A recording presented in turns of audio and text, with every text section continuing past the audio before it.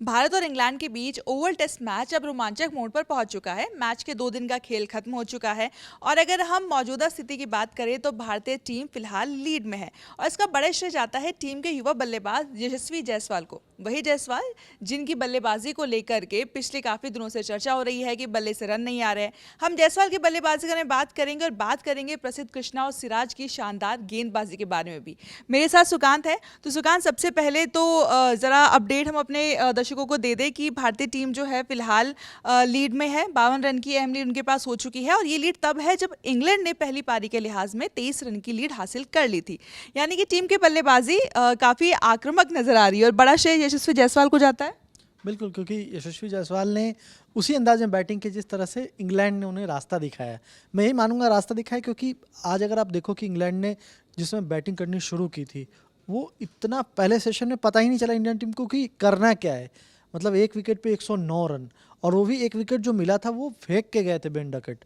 मतलब जिस तरह की के लिए पहला सेशन या फिर जो कल का पूरा दिन रहा, ऐसा लग रहा था जैसे पिच में बहुत मदद है बॉलर्स के लिए। और उसके बाद आकर के जिस तरह से उन्होंने बैटिंग की, वही अंदाज यशस्वी जायसवाल भी अपना रहे हैं और वो दिख रहा है कि मतलब हाफ सेंचुरी उन्होंने लगा दी है, अभी तक 50 बॉल भी नहीं खेले, तो वो आक्रामक नज़रिया दिख रहा है। और आप बाकी बैटर्स को देखो कि जो रन नहीं बनाए, ज़्यादा नहीं बनाए, केएल राहुल नहीं बनाए, लेकिन वो बहुत अच्छे टच में दिख रहे थे। क्योंकि इस पिच में है क्या रिया कि जो अभी तक समझ आ रहा है कि इसमें कोई भी बॉल आ सकती है जिस पर आपका विकेट पे नाम लिखा हो, तो आप उतने देर में जितने रन जोड़ देंगे वही आपके लिए प्लस पॉइंट होगा, और वो अभी तक दिख रहा है ये इस मैच में। सुकांत, अगर दिन की शुरुआत की बात करें तो वॉशिंगटन सुंदर और करुण नायर जो थे उनसे बहुत ज़्यादा उम्मीदें थी कि शायद एक अच्छी साझेदारी करके वो टीम को बड़े स्कोर की तरफ लेके जाएं, लेकिन पूरी तरीके से कोलैप्स हो गया भारतीय बल्लेबाजी का। निचला क्रम तो जो था वो महज कुछ ही रन के अंदर सारे विकेट चले गए। तो सबसे पहले तो उसके बारे में बात करेंगे कि सुंदर और करुण नायर की साझेदारी उम्मीदों के मुताबिक नहीं रही और शायद इंग्लैंड की ये जो लीड उनको मिली, ये लीड और कम होती अगर भारतीय टीम जो थी या वो साझेदारी जो थी थोड़ा लंबा समय तक टिक जाती। हाँ बिल्कुल, क्योंकि जो आज जो पहले सेशन में हुआ, हम बहुत पीछे चल रहे थे इस मैच में। अब अगर आप कल का पूरा खेल देखो तो 2 सेशन शेयर्ड हुए हैं, और इवन जो दूसरा सेशन था वो भी टीम इंडिया ने, मतलब ओवरऑल 3 सेशन में अगर बात करूँ तो इंग्लैंड ने एक सेशन में बढ़त ली थी और बाकी 2 सेशन शेयर्ड रहे थे। तो इंडिया को कहीं भी बढ़त नहीं मिली थी पूरे अगर कल के खेल की बात करूँ। आज आते के साथ वही हुआ। हमने उम्मीद की थी कि वॉशिंगटन सुंदर बहुत मैच्योरली खेलेंगे, या फिर करुण नायर से आपको उम्मीद थी क्योंकि वो ऑलरेडी हाफ सेंचुरी लगा चुके थे, लेकिन वैसा नहीं देखने को मिला। और लगातार हमने देखा कि दोनों का विकेट बहुत जल्दी में गिरा। मतलब सुंदर के लिए तो मैं ये मानूंगा, ठीक है, करुण नायर की वो बॉल बहुत अच्छी थी कि वो बॉल आई, वो जज नहीं कर पाए, बॉल बहुत तेज़ी से अंदर की तरफ घुस गई।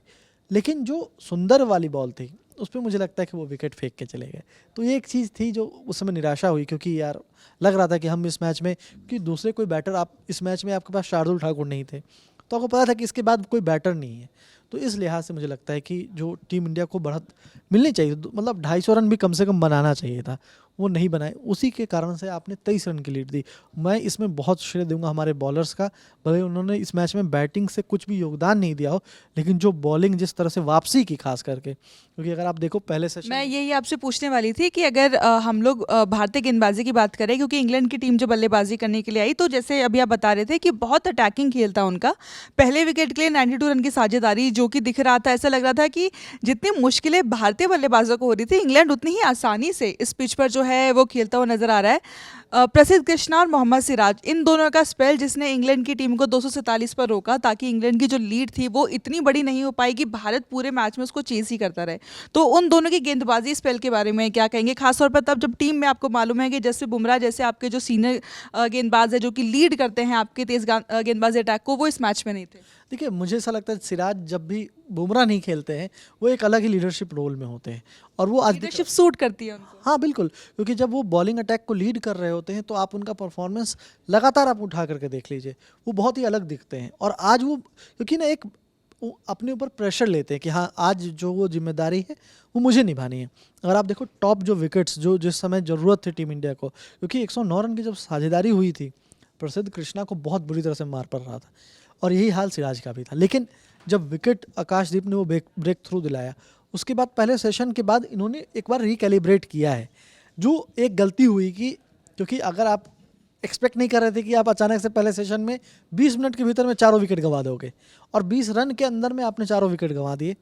उसके बाद जब आप बैटिंग करने इंग्लैंड वाले आए तो बहुत ज़्यादा प्लानिंग या कुछ सोच करके नहीं आए थे, या बहुत ज़्यादा माइंड मेकअप करके नहीं आए थे कि कैसे करना है, क्या अटैक करना है, वो मुझे दिख रहा था। क्योंकि पहले सेशन में आपको जब तक कुछ पता चलता 109 रन बोर्ड पे लग गए थे, और महज 20 ओवर में 109 रन बोर्ड पे लग गए थे और एक विकेट गिरा था सिर्फ।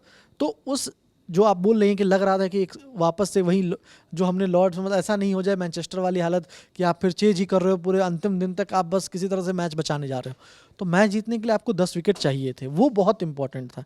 और उस लिहाज से जो बॉलिंग सिराज ने आकर के की, और जो प्रसिद्ध कृष्णा ने खास करके जब उनका जो रूट के साथ वो बैंटर हुआ, उसके बाद वो अग्रेसिव ज़्यादा लगे, और वो एक तरीके से कई बार कई प्लेयर्स को शूट करता है वो चीज़ कि अरे यार थोड़ा बहुत बैंटर हो जाने के बाद जो है ना वो ज़्यादा चार्जड अप हो जाते हैं। वो आज प्रसिद्ध कृष्णा के साथ दिखा, और वो उसके बाद काफ़ी अच्छी बॉलिंग कर रहे थे और वो रिदम में दिखे।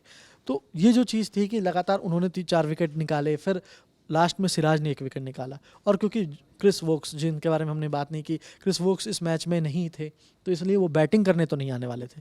अब वो तय है कि वो पूरे मैच में नहीं है, तो इसका मतलब है कि 9 विकेट के साथ पहले तो इंग्लैंड बैटिंग करेगी, तो आपको 9-9 18 विकेट ही लेने हैं 20 की जगह पे। दूसरी चीज़, एक प्लस पॉइंट है कि आप उनके पास एक बॉलर कम है, और वो दिख रहा है कि क्रिस वोक्स जैसा गेंदबाज जो अर्ली ब्रेक थ्रू दिलाता है, तो उस लिहाज से वो बहुत अफेक्ट करने वाला है। और ये बहुत गोल्डन अपॉर्चुनिटी है इंडियन टीम के पास। देखिए 50 रन की लीड हो चुकी है जैसा आपने बताया था, और 52 रन की लीड अभी के लिहाज से अभी यशस्वी जायसवाल बैटिंग कर रहे हैं। आकाशदीप बतौर नाइट वॉचमैन आए हैं, लेकिन उसके बावजूद वो पहली बॉल पे चौका जड़ दिया था उन्होंने, और वो ऐसे बैटर हैं जो कि अगर कुछ रन बड़े शॉट लगा सकते हैं। और इस मैच में जो डिसाइडिंग फैक्टर होगा वो रन होगा, दिन नहीं होंगे। ये मैच 5 दिन तक नहीं जाने वाला, जहाँ तक अब तक देख कर लग रहा है, क्योंकि 2 दिन इतना रोमांचक रहा है। लगभग वो भी बारिश के खलल के बावजूद। बारिश के खलल के बावजूद, कल भी आपने देखा बारिश का खलल था, आज भी था, लेकिन इसके बावजूद जो दिख रहा है वो अब तक यही दिख रहा है कि ओवरऑल टीम इंडिया अब एक बैलेंस्ड स्थिति में है। जो कल हम देख रहे थे कि कल क्या होगा नहीं होगा, एक पूरी पारी खत्म हो चुकी है, और अब दूसरी पारी में टीम इंडिया 52 रन के लीड पे है। और यहाँ से जो नज़र आता है वो यही कि एक अच्छा टोटल अगर हम यहाँ से कल खड़ा कर देते हैं तो इंग्लैंड के लिए काफ़ी आसान नहीं होने वाला है। तो भारतीय टीम को पूरी कोशिश करनी होगी कि जो लीड फिलहाल सिर्फ 52 रन की है उसको किसी तरीके से 300 के पार तक लेके जाएं, क्योंकि ओवल के मैदान पर ऐसा कहा जाता है कि 300 से बड़ा जो स्कोर होता है वो बहुत ज़्यादा मुश्किल और चुनौतीपूर्ण होता है। और जैसे कि सुकान ने बताया कि भारत अगर एक बड़ा स्कोर खड़ा कर लेता है तो उसके बाद जीत के लिए उनको सिर्फ 10 नहीं 9 विकेट्स की ही ज़रूरत होगी। तो हम यही उम्मीद कर रहे हैं कि टीम इंडिया अपनी शानदार बल्लेबाजी के बाद गेंदबाजी का दम एक बार फिर दिखाएगी। इस मैच के साथ साथ हमने सीरीज़ की पूरी अपडेट्स आप तक पहुंचाई और लगातार पहुंचा रहे हैं, तो आप हमारे साथ जुड़े रहिए, देखते रहिए ललन टॉप स्पोर्ट्स।